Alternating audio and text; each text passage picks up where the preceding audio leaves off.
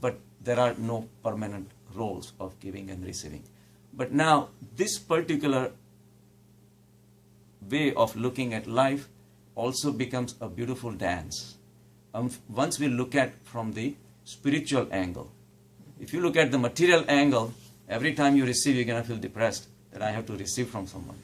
Every time you give, you're going to feel tremendously excited. I'm the biggest donor and I put X numbers of money in this and that and all that. So all these things is going to fill up your mind with ideas which are totally fake. Giving is not necessarily should make you superior. Receiving not necessarily should make you feel inferior, because it's a constant process, even exchange going on all the time. Continuous transformations. Continuous transformation. So when we start realizing, then we have to start mastering how to get out of this concept of giving and receiving. So we have to start observing how the giving and receiving takes place. And that is from the spiritual angle we have to start realizing. See, individual Atmas, like I said earlier, makes Paramatma. Without individual Atmas, Paramatma cannot exist. But the same way, so we think that we receive all the time from Paramatma, and which is true. Paramatma gives us the existence. So all the total existence which exists, we are part of it. And we get that. We take it for granted, but that's besides the point. But existence is a gift from Paramatma. Sat, Chit and Anand. But at the same time, we give a validity to Paramatma by the existence. Our individual existence contributing together makes a total existence of Paramatma.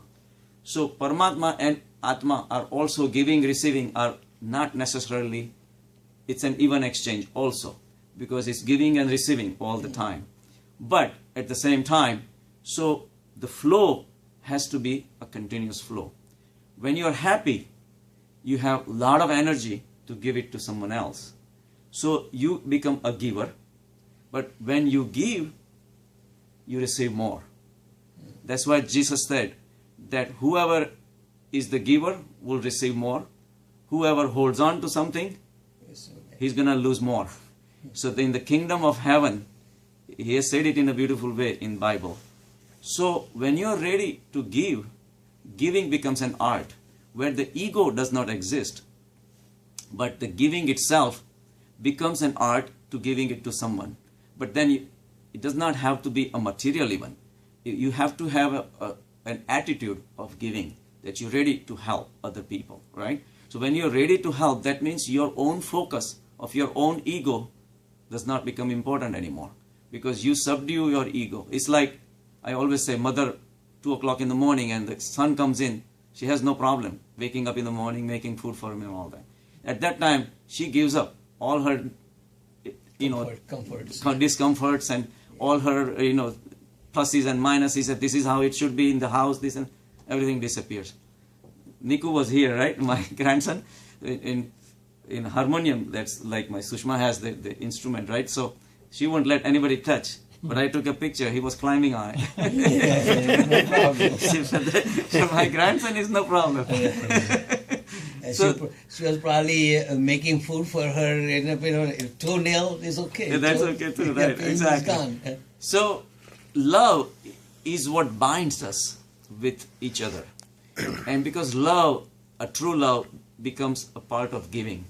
Because that's the only way you give without considering your ego as that important. So love basically sacrifices the ego. And ego is the ultimate gift you can give. So giving is receiving. When you give, you receive more energy from God. When we talk, we lose a lot of energy. When we are in silence, we conserve energy. So our energy level goes up when we are more silent. When we are happy, we have more energy flowing in. Whenever you dissolve your ego, what is happening, the cosmic forces gives you more energy. And then you become more joyous, more happy. When you are happy, you want to share with everybody else. But when you are unhappy, you're like secluded. You want to be left alone. So you don't want to be bothered with anybody. But that's what happens to like a well. If there is a well, if it does not share the water with anybody else, keeps on receiving, it's going to be flooded. It's going to be overflow, right? and unnecessary wasted. Or at the same time, if it just holds on to everything for itself, does not give, cannot receive either, It'll stink. it starts stinking. So the same way, the energy that we have, we are a transient pool of energy that is circling around, which has to continuously have inflow and outflow. The outflow of energy can only happen if you do not think about holding the energy. The ego is the ultimate culprit in holding on to anything. So whenever you think you want this, you want this, you want this, and you want to hold on to a lot of energy, that's where the sufferings take place. So basically, ego stagnates. Ego stagnates everything. Exactly.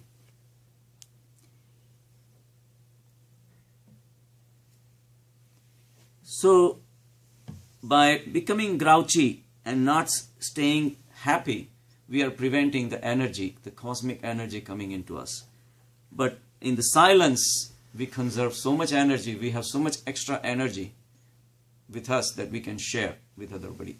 And does not have to be material, we can have just the respect for others, we can listen to their problems, whatever. But ultimately, we're lending ourselves to them.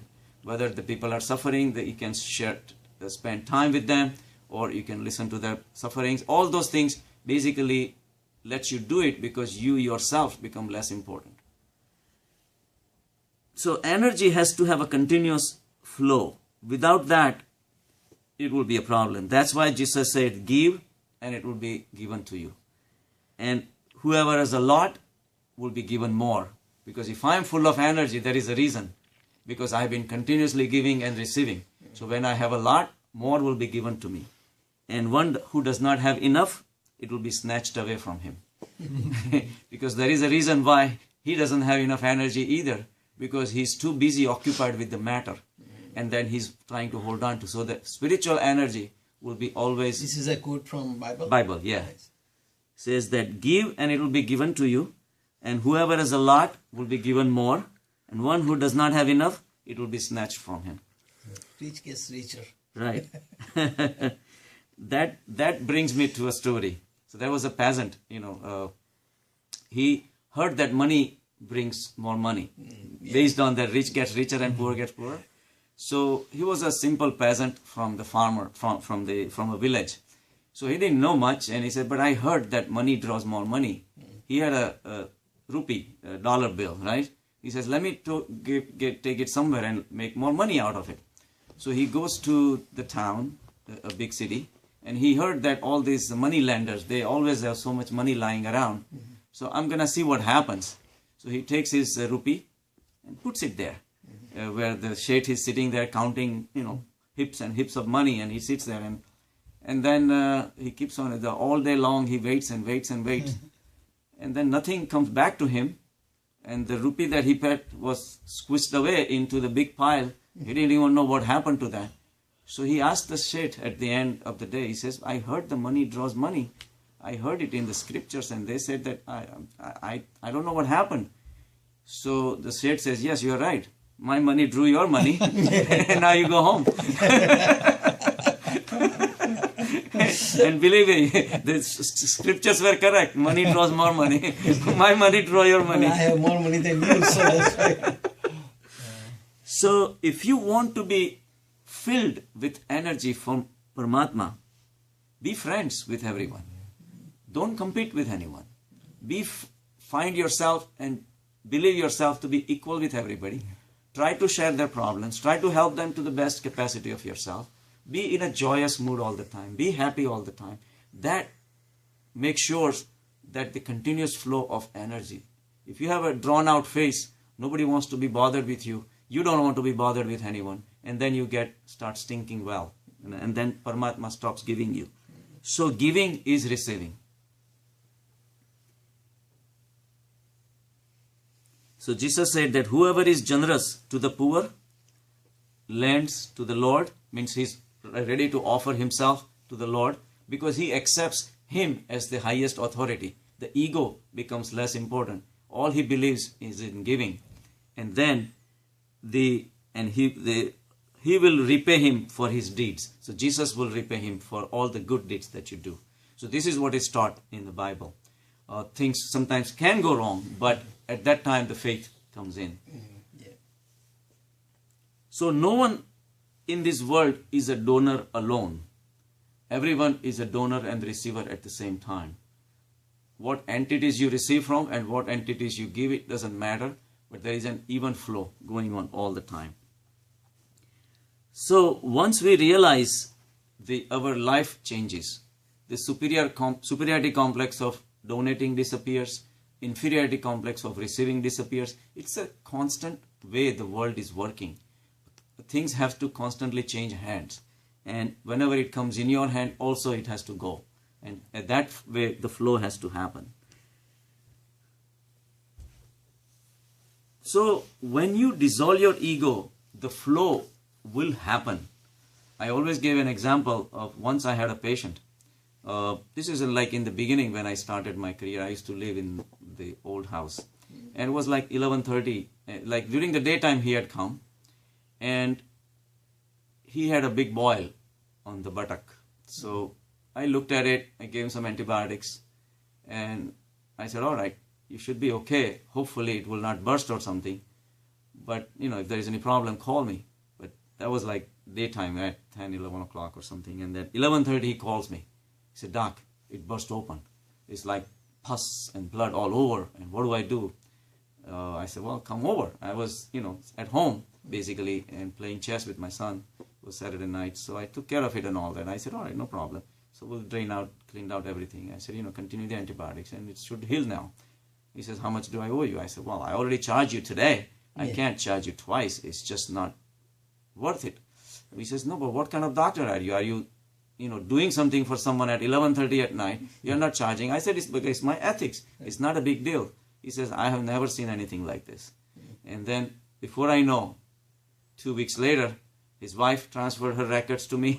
And then they have a daughter and a son. They transferred the records. Then daughter-in-law, son-in-law transferred the records to me. The guy moved to Florida. He retired. Right. Sitting in Florida, he sent me 35 patients. Yeah. He says, anybody he met, he said, "You coming from North Jersey? Go to Dr. Shah." Right. Now, I never had an intention of doing, but whenever you drop your ego, where you consider yourself not as important, but someone else is more important than you, Yeah. these things are recognized Right. in the world of God. And it's an intricate working, this is how. But if I had tried to hold more and more, Right. nothing would have happened, nothing Yeah. would have changed. Yeah, it would have changed. In what way? Like you wouldn't have gotten that many customers. No, that's what I'm saying. No, but Yeah, that's exactly what nothing would have changed. I mean, at that particular point between me and him, nothing would have changed. nothing would have changed. I probably would have $50, $100 more in my account. Right. But this- in the long run, yes. Yes. In the long run, you have less. Exactly. But I never had that in my mind. yeah. What I'm saying is, it that was not particular intentional that this is Right. going to happen. I So never had. It was not but, with that but expectation. intricate workings of the world of God, this is how it operates. But reflecting back, I realize that that's what has happened, But yeah, immediately I would have said, yeah, I would have $50, $100 more in my account. But that's not would have Well, changed my there's a life at saying all. that the less you want, The more you get, yeah. So Right, that's- exactly. The less you run after it, the more run after Right, you. right, So exactly. So that's what it says, that ultimately you keep everything in mind, and that's why Krishna says all the time, do everything in life, but offer it to me. When you keep everything in mind as far as He is concerned, whenever you look at even the beautiful world, you think that it's Him. He's doing all these things for you. And that's not an end result either, that you saw the beautiful world and this and that. You have to learn how to appreciate. Appreciation itself is giving. Who gives the appreciation? Nobody gives appreciation nowadays. Exactly. How many times you went through a traffic lights and you got all the green signals and you thank God? You never do that. You take it for granted. say Oh, you're lucky. I'm lucky today. You're Yeah, lucky this and today. that. But ultimately, luck is created by Him. You come through some of the traffic signals which are always red. Right. And you always have to wait 10, 15 seconds. And that's 15 seconds are the worst time of your life. You always curse. Every time and today was green and you never thank God. So small little things. But it does matter. Right. Matter doesn't matter, but the mind matters. Mind matters. At the mind level, if you develop an attitude of giving something, giving in recognition, say good morning, or say something nice, or at least once I remember I went to Fortunoff, right? I wanted to buy a painting. So I picked the prints, not real paintings, but it was a beautiful print, but I thought it was a little too much for a print. there was a Japanese salesman, a nice guy, and we discussed this and that. I said, yeah, but I think it's a little too much. But all he had to say was, but it's beautiful. It will change the appearance of your Room. room, and it really, all of a sudden, the picture appeared really beautiful to me, and it was a beautiful piece. And it's still hanging in my house. You sucker. I got sucked in. But the way he said it, I said, all right. You So, sucker. but the same piece of somebody else would have been sold. It probably would not have done with a smile on his face. Yeah. So that smile did everything for me. I mean, I got sucked into the deal. But Must be Sindhi Japanese. so the Japanese Sindhi. Japanese, No, Sindhi Japanese. Japanese. but his Sindhi attitude. has to be first. But his attitude about the whole thing, that made me feel like buying. I'm still happy about that purchase because it does beautify my No house. choice. And it's still sitting there. And you still remember him. I still remember him. Those are the important things. And this was so many years ago. So the more you become egoistic, the less you get. It's like when it rains, mountains don't get any water, but the ditches fill up. The ditches didn't even ask for it. It may not even have rained in the underlying, low-lying areas. Whatever the mountain thought that mountain is so much and did not care about it, all drains out and fills up the ditches. So when you keep your self-esteem too low, not self-esteem but self-ego, and you don't consider yourself that important, but Paramatma and this transition of energy going through you more important, the flow of energy more important, and that fills you even more. It brings you more joy, more energy, more happiness in your life. But a lot of times our priorities are different. A lot of times the matters a lot to us. Once Osho gives an example of once a guy came to him and he says, I have so much faith in God. So Osho says, something must have happened. He says, yes, my son-in-law did not have a job for almost a year. And I gave ultimatum to God. I took a nalir and flowers to the God, and I gave him ultimately. Ultimatum to him that if my son-in-law does not get a job in 1 month, I'm not going to believe you anymore. You know what? In 15 days he had a job. So to him, the son-in-law's job was more important than the God himself. In fact, if the son-in-law had not gotten the job, the God would have become unemployed himself. So a lot of times we don't think, what are we doing? What are we saying? Ultimately, we are still bound by the matter. Whatever is happening in material world is more important to us than all these big gifts that Paramatma has given to us have no use at all. The fact that we are breathing, the fact that we are existing, the fact we have eyes and the ears to listen to the birds, we have eyes to look at this beautiful, all these things have no value. Right. But son-in-law's job is more important. Right. And we equate with the existence of God with the job of the son-in-law. So, when we are unhappy, we go to God, but we never think that what we really want is the happiness in the material world. We have not really asked for Paramatma. When we ask for Paramatma, it happens only when our ego drops. And at that time, ultimately, all you end up saying is this, thank you, God, for being what I am, existing on whatever I have. We never thank Him for that. So, Osho always gives an example of Vivekananda, that whenever he was going through a lot of rough times in his life, after his father died, they had no really means of sustenance. And Vivekananda was young, and they always were suffering. There was a lot of poverty in the house. And there was never enough food between him and his mother. So a lot of times Vivekananda would give an excuse that I've been invited to my friends. So I'm going to, you eat, because he knew that if she would not eat without him, and there was not enough food for both of them. Wow. So he would say, okay, I had an invitation with my friends, so I'm going to say, you go ahead and finish it. And then he will walk around in the neighborhood after half an hour, 45 minutes, he'll come back, oh my God, that was the best meal I had, and this and that. He will praise. So all these things he would tell to Ramakrishna. So Ramakrishna says that, why don't you ask for food? Next time when you meditate and go to God, ask for food. He will give it to you. At least it's the basic, simple things. You are not asking for anything more. So he says, next time when you are in the temple and to meditating, ask. So Vivekananda says, yes, I'm going to do that. I'm going to do that. So he will go into deep meditation into the temple. After an hour, 2 hours, he will come out.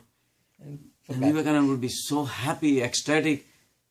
So Ramakrishna says, did you ask? He says, what? What am I supposed to ask? Food. Oh yeah, I totally forgot. Because when you go into meditation, when you become so Material deep, thing doesn't you have matter. so much joy, so much happiness, and so much peace that you feel like giving yourself. Thank God for all this beautiful joy that you're giving it to me. You forget what you're asking for. So when you feel like giving even to the God, you say that, God, you have given me so much. What do I need? I don't need anything. You need something from me, I'll give it to you. But the only thing you have to give is yourself. Right. Because God says, whatever you're offering, the flowers and the nalir and all the gifts that you're bringing, they are already mine. What are you really offering me? The money and all these things that you're giving it to me, what are you really giving? What do you think you're giving? The only thing you can give is yours. The And only thing there's that's yours is your own ego. Yeah, Your nothing. ego is your creation. You give it to me. And then it's a real sacrifice.